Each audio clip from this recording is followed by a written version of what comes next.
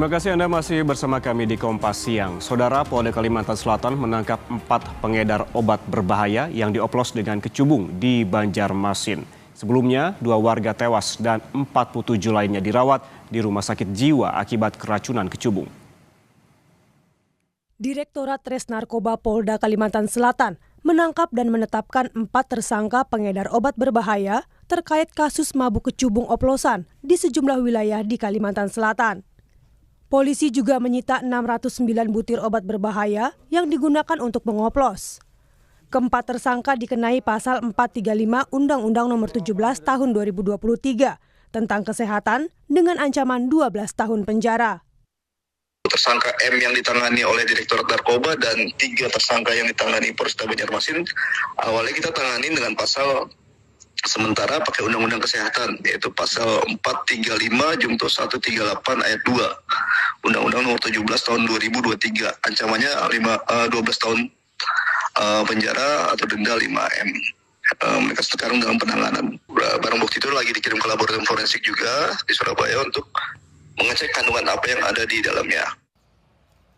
Pihak Rumah Sakit Jiwa Sambang Lihum, Banjarmasin, Kalimantan Selatan mengungkap penyebab 47 warga dirawat di RSJ akibat mabuk kecubung. Psikiater konsultan adiksi Rumah Sakit Jiwa Sambang Lihum, Kabupaten Banjar meminta keterangan dari sejumlah pasien rawat jalan. Pasien mengaku mengonsumsi 2 hingga 5 butir obat jenis tertentu yang dibeli secara bebas dengan penjual yang sama dan dicampur dengan kecubung. Kita menduga itu menggunakan kecubung karena gejalanya mirip dengan penggunaan kecubung. Nah, mereka tuh sebelumnya sudah biasa meminum pil Zinet, ya.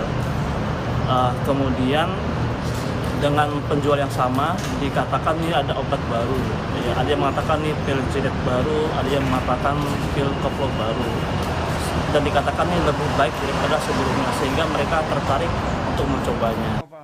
Sebelumnya, akibat mengonsumsi kecubung dilaporkan 2 orang tewas dan 47 warga lainnya harus dirawat di Rumah Sakit Jiwa Sambang Lihum.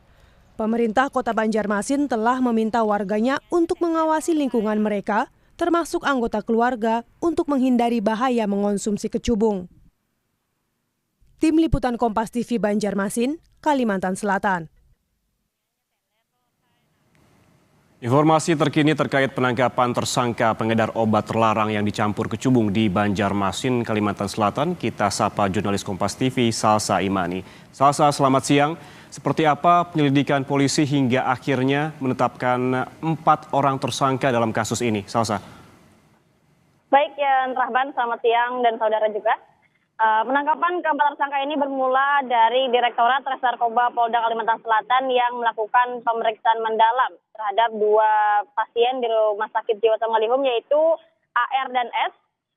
Kedua korban ini merupakan 2 korban pertama penderita mabuk kecubung. Nah, dari kesaksian mereka ini terungkaplah bahwa ternyata mereka berdua mabuk bukan karena mengonsumsi kecubung, melainkan mengonsumsi obat berwarna putih tanpa merek dan logo.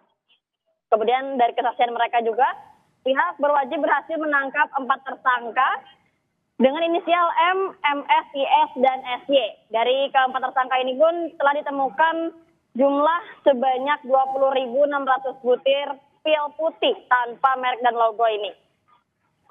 Begitu ya Rahman. Baik, ada 4 tersangka yang telah ditetapkan oleh polisi setelah melakukan penyelidikan dan juga memeriksa sejumlah saksi, dan para tersangka ini hingga kini masih diperiksa oleh polisi. Lalu, Salsa, bagaimana kondisi para korban saat ini? Berapa pasien yang masih dirawat di Rumah Sakit Jiwa Sambang Lihum? Baik, Yan Rahman, hingga per 15 Juli total ada 50 pasien yang ditangani Rumah Sakit Jiwa Sambang Lihum sendiri. Dengan rincian ada 9 orang yang mendapatkan perawatan rawat jalan, kemudian ada 35 orang yang mendapatkan perawatan rawat inap, dan 4 orang yang sudah dipulangkan ke rumah masing-masing karena sudah sadar total. Saat ini juga telah dilakukan koordinasi bersama Rumah Sakit Umum Daerah di Banjarmasin untuk menangani korban-korban mabuk yang terus berdatangan. Kemudian sehingga Rumah Sakit Jiwa Sambang Lihum ini menjadi rujukan terakhir jika kiranya ketika pasien yang ditangani Rumah Sakit Umum ini mengganggu kenyamanan pasien lainnya di rumah sakit tersebut. Begitu Yan Rahman. Baik, artinya hingga kini puluhan pasien masih dirawat di Rumah Sakit Jiwa Sambang Lihum, baik itu yang dirawat jalan maupun rawat inap, dan beberapa di antaranya sudah diizinkan pulang. Terima kasih jurnalis Kompas TV Salsa Imani melaporkan langsung dari Banjarmasin, Kalimantan Selatan.